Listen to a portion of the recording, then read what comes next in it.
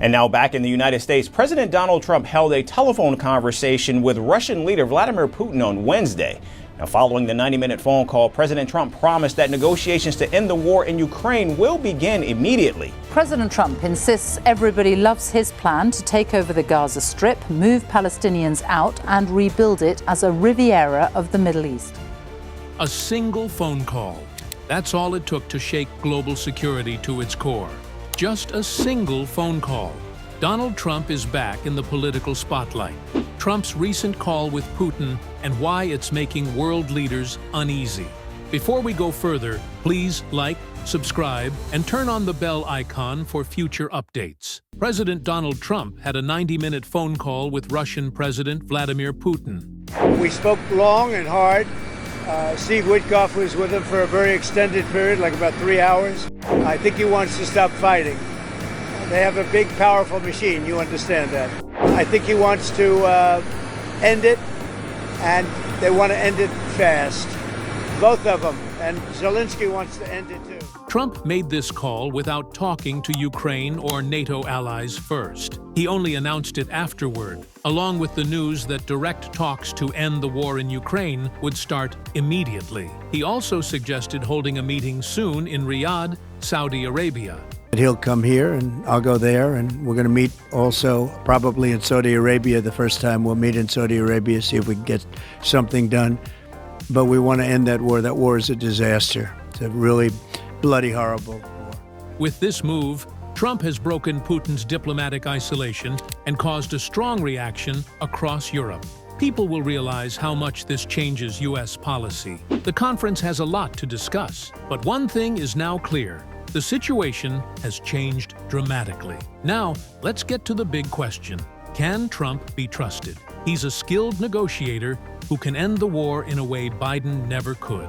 Others believe he's handing Ukraine over to Putin without a fight. If we take a look at his past statements, he has called NATO allies freeloaders, constantly criticizing the financial contributions of member countries. He has even threatened to pull the U.S. out of NATO, weakening one of the world's most powerful military alliances.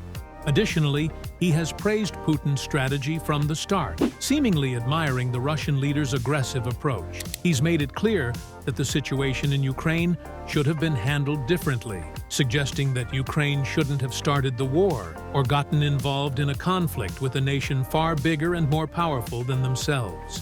This stance has raised concerns about his understanding of global security dynamics and the complexities of international relations. Can all this lead to a new world order? Or is there still the possibility of a difficult but possible peace on the horizon? What are the roots of the tensions? What is the likely outcome of the Ukrainian war? And how is the role of the great powers, Russia in particular, evolving in this equation? So what does this mean for Ukraine? And what's next for Ukraine? For more than 2 years, Ukraine has fought hard against Russia's full-scale invasion, showing incredible strength and determination. In the beginning, the world supported them. Countries like the United States and European allies sent billions of dollars in military help, including weapons, ammo, and intelligence. According to the figures shared by the experts, Europe has clearly surpassed the United States in terms of aid to Ukraine. In total, Europe has allocated 70 billion euros in financial and humanitarian aid and 62 billion euros in military aid. This compares to the United States allocations of 64 billion euros in military aid and 50 billion euros in financial and humanitarian aid. The declining role of United States aid began in mid-2023, as aid flows declined significantly for 9 months when the United States Congress blocked a new aid bill. Recently, United States aid has increased again. Governments promised to stand by them, while global movements, fundraising efforts, and social media kept the war in the spotlight. The message was clear: Ukraine is not alone. This nation is European, and no amount of tanks or missiles can crush the fact that Ukraine exists. And you are not alone.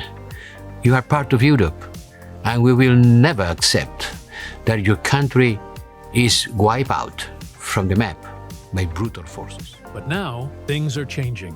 Some countries are reluctant to send more help, caught in internal debates and growing doubts among their people. With President Trump back in office, United States military aid is likely to stop again. Military supplies are running low, and leaders are feeling pressure to focus on their own problems. The once united support is starting to crack, leaving Ukraine in a tough spot. As the war goes on, their fight for independence is still urgent, but the big question is, will the world keep supporting them, or will Ukraine have to fight alone? The previous conversations of Zelensky with US President Donald Trump are definitely not enough to form a plan for peace. Zelensky is worried. US aid is slowing down. Hegseth said that Trump is the only person who can unite both sides and argued that the US trying to negotiate peace is not a betrayal of Ukrainian soldiers fighting against the Russian invasion. There is no betrayal there. There is a recognition that the whole world and the United States is invested and interested in peace, a negotiated peace. As President Trump has said, stopping the killing. And so that will require both sides recognizing things they don't want to. Even Kellogg and other White House officials have suggested that Ukraine should consider holding elections as part of a temporary peace agreement with Russia, according to Reuters. Kellogg supports the idea of securing a fair peace deal for Ukraine by using U.S. influence over Moscow. His belief is the U.S. should keep sending military aid to Ukraine and offer security guarantees to Kyiv to prevent further attacks from Russia. According to sources, the U.S. Vice President said they might still send troops to Ukraine if Russia doesn't seriously try to make a fair peace deal. Ukraine is facing a tough challenge in balancing its democratic processes with the urgent need for security because of the ongoing war. Right now, Ukraine can't hold elections because martial law is in place. The country's constitution says elections can't happen during a war, and this rule was put into effect when President Zelensky declared martial law in February 2022, shortly after Russia invaded. This decision delayed elections that were supposed to happen in 2023, including the presidential and parliamentary elections. With the war still going on, the government must focus on national security, defense, and stability, which means elections are not possible at the moment. Ukraine is in a situation where democratic processes are put on hold to protect the country from threats.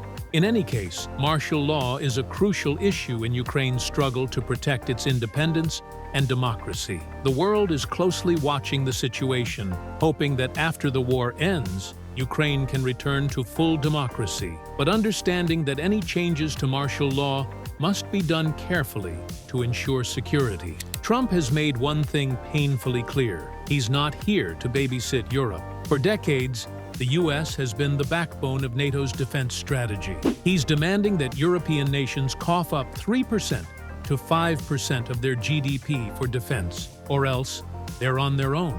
Europe is on edge, and the anxiety is palpable. Every move, every diplomatic word carries weight as the geopolitical landscape shifts beneath their feet. Ukraine is in full panic mode, scrambling for support and scrambling for any kind of hope for survival.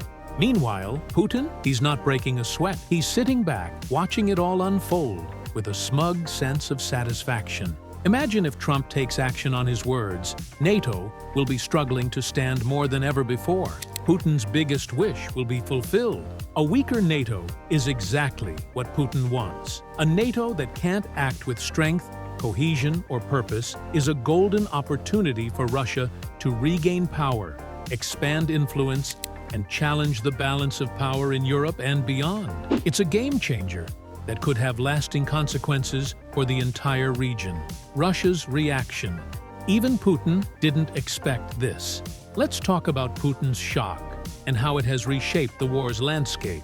Russia underestimated Ukraine's resilience and determination to fight for its sovereignty. They underestimated NATO's unity and its commitment to supporting Ukraine, even when faced with mounting costs and challenges. But even more shocking for them was the unexpected turn in U.S. foreign policy, which completely caught Putin and his advisors off guard. Now the question is, What happens next? The potential fallout? Ukraine might be forced into negotiations, but on Russia's terms. The U.S. support for Ukraine is going to decline. The pressure on the country to negotiate a peace deal grows. Other countries stepping back from Ukraine. Ukraine may find itself cornered into making concessions. The brutal fact is that any agreement at this stage is not going to benefit Ukraine, as it would have to accept terms dictated by Russia. Ukraine sees its sovereignty, territories, and future security compromised. Weak NATO will leave European countries scrambled. If Trump acts on his words by taking his hand off NATO, Europe could be left to pick up the pieces. This will lead to cracks within the alliance, forcing countries like Germany and France to take serious steps about their defense system.